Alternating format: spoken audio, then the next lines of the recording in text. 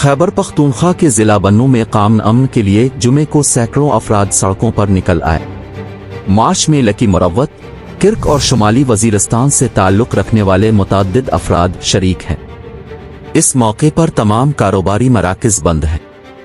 शुरका का मुतालबा है कि बन्नू में अमन व अमान के क़याम को यकीनी बनाया जाए।